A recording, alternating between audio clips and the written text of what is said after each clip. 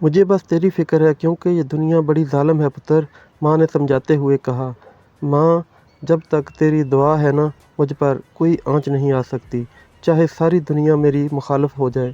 اور تو نے مجھے جو بنانا تھا بنا دیا۔ اب میں جانتا ہوں کہ مجھے کیا بننا ہے اور کیا کرنا ہے۔ بچپن سے لے کر آج تک یہی سبق تو سیکھا ہے میں نے حتمی انداز میں کہا تو ماں نے دلاسے سے کہا، میرے لال، میں تجھے بہت بڑا آدمی دیکھنا چاہتی ہوں۔ ان کے لہجے میں ممتا کھلی ہوئی تھی۔ اس کے لیے ضروری نہیں ہے کہ میں کسی کی نوکری کروں یا کسی کا غلام بن جاؤں جسے میرا ضمیر کبھی قبول نہیں کر سکتا۔ میری قسمت میں جو ہوگا میں بن جاؤں گا۔ چل چھوڑ اس قصے کو، مجھے ناشتہ دے، بہت بھوک لگ رہی ہے، میں نے اکتائے ہوئے انداز میں کہا۔ سونی ایک ٹک مجھے دیکھے چلی جا رہی تھی۔ تبھی میں نے اس سے پوچھا، ایک بات کی مجھے سمجھ نہیں آ رہی، تیرے ساتھ کوئی بھی نہیں تھا، تو اس طرف کیسے آ گئی؟ میں، اس نے سوچتے ہوئے کہا جیسے یاد کر رہی ہو، پھر بولی، میں اس وقت تم لوگوں جب فائرنگ شروع ہوئی اسی بگدڑ میں کسی نے مجھے بازو سے پکڑا اور ایک طرف لے کر نکل کھڑا۔ وہ کوئی دیہاتی بندہ تھا، اس کے پیچھے چند لوگ تھے، شاید وہ مجھے مال غنیمت سمجھ یا پتہ نہیں کچھ ایسا تھا کہ مجھے خوف آ گیا۔ میں پوری قوت لگا کر اس سے اپنا بازو چھڑایا اور جدھر منہ ادھر بھاگ کے کھڑی ہوئی۔ وہ کچھ دور تک میرے پیچھے آئے تھے، میں اندھا دھند بھاگتی ہوئی فصلوں میں چھپ گئی۔ مجھے ان کا تو پتہ نہیں کدھر گئے، لیکن اتنی دیر میں تم آ گئے۔ اس نے اپنی بات کہی، تجھے مجھ پر اعتبار آ گیا یا مجبوری میں ڈر کر؟ میں نے اگر تمہیں وہاں پنڈال میں فائر کرتے ہوئے نہ دیکھا ہوتا تو کبھی اس وقت مجھے کسی پناہ کی ضرورت تھی، سو میں تمہارے ساتھ یہاں آ۔ وہ حتمی لہجے میں بولی تو میں نے کہا، اچھا تو ایسے اپنی تیاری پکڑ، میں ناشتہ کر لوں تو تجھے چھوڑ آؤں۔ کہاں چھوڑ کے آؤ گے؟ میرے ساتھی مل گئے ہیں؟ اس نے تیزی سے پوچھا۔ پتہ کرتے ہیں، مل گئے تو ٹھیک، ورنہ تجھے شہر کے بس اڈے پر چھوڑ دیتا ہوں کسی بس میں بیٹھ کر۔ کیا تو مجھے 2-4 دن ماں کے ساتھ نہیں رہنے دے گا؟ آخر میں نے چلے ہی جانا ہے، آج نہیں تو چند دن بعد، اس نے حسرت آمیز لہجے میں کہا تو میں اور عام سے لہجے میں بولا، چل زیادہ فلمی ڈائلاگ مت، میں خام خواہ کی کوئی الجھن نہیں پالنا چاہتا، چل اٹھ جا۔ میں نے کہا تو اٹھ گئی۔ اس وقت اماں نے میرے سامنے ناشتہ رکھ دیا تھا جب چاکا گیٹ سے اندر آتا ہوا دکھائی دیا۔ اس کا چہرہ اترا ہوا تھا، وہ میرے قریب پڑی چارپائی پر۔ پتہ ہے رات کتنے بندے زخمی ہوئے ہیں؟ دونوں طرف سے لگ بھگ 18 بندے شدید زخمی، اب شاید ان میں 2-4 بندے مر بھی جائیں۔ اس نے خبر سنائی اور بڑے سکون سے ناشتے کی طرف ہاتھ۔ یہ مرنے والے بندے کن کے ہیں؟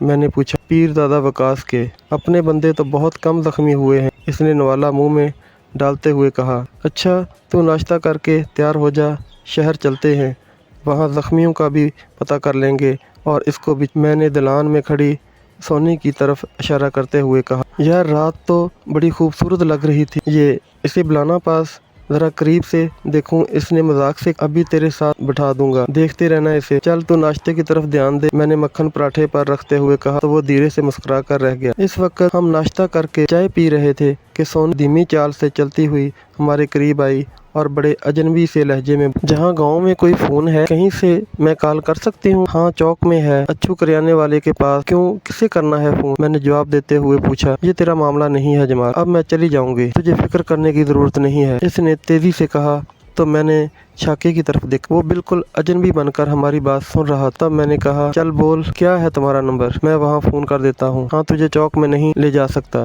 میں ابھی لکھ دیتی ہوں۔ یہ کہہ کر وہ الٹے قدموں اندر کی طرف چلی، جبکہ چھاکا کچھ سنے بغیر واپس چلا گیا۔ وہ سمجھ چکا تھا کہ میں نے اس اب ہر حال میں یہاں سے بھیج دینا ہے اور پھر ہمیں شہر بھی تو جانا تھا، وہیں کسی بس میں بٹھا کر اس سے جان چھڑوا لینا۔ میں گلی میں نکل کر پیدل ہی چوک کی طرف جا رہا، میں ابھی چند قدم ہی بڑھا تھا کہ سامنے سے ایک سرخ رنگ کی کھلی چھت والی جیپ آنن فانن گلی میں داخل۔ اگلے چند لمحوں میں وہ میرے پاس آن رکی، جس سے دھول کا ایک مرغولا اٹھا۔ اس سے پہلے کہ وہ دھول ہٹتی کسی نے زور سے پکارا، اوئے جمال، تو ہی ہے نا؟ جیپ میں 6 لوگ سوار تھے، ان کی شکلیں میرے لیے بڑی اجنبی تھیں، ان کا یوں میرا راستہ روکنا خطرے سے خالی۔ میری نگاہوں میں سردار شاہ دین को किया गया इनकार हूँ। सरदार ये कब चाहते हैं कि एक ऐसा आदमी जिसने यतीमी में परवरिश पर गरीब हो, दौलत इसके मुंह पर मारकर इसके हुक्म से सरताबी। सरदार सोच भी नहीं सकता था कि गांव में रहने वाले इसके ज़ेरे तसल्लुत लोगों के इसके हुक्म से इनहराफ कर दें। मैंने बगावत की थी,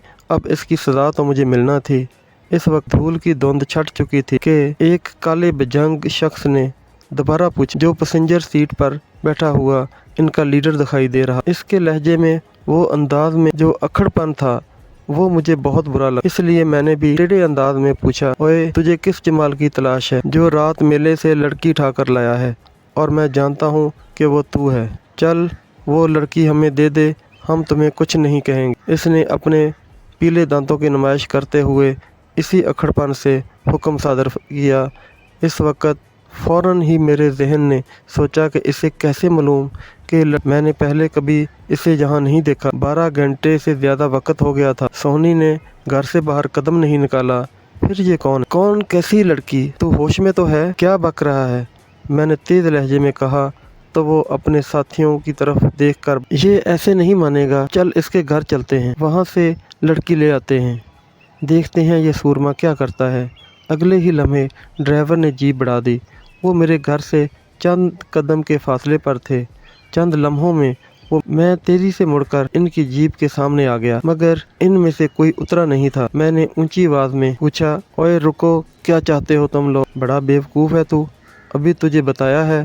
खैर चल जल्दी से लड़की निकाल ला बाहर, वरना फिर तो निकाल। इसके लीडर ने इस्तेहज़ाज़िया अंदाज में कहा तो खून मेरे दिमाग में ठोकरें मारने लगा। मैंने खुद पर काबू रखते हुए तहम्मुल से पूछा, तू मेरे ही घर के सामने खड़ा मुझे धमकी दे रहा? तुम्हारी खैर इसी में है कि तू जिधर से आया है इधर ही वापस चला। मैं नहीं जानता कि तू किसका कुत्ता है। जैसे ही मुझे मालूम हुआ, मैं खुद जाकर इस घटिया हरकत के बारे में पूछ लूँ।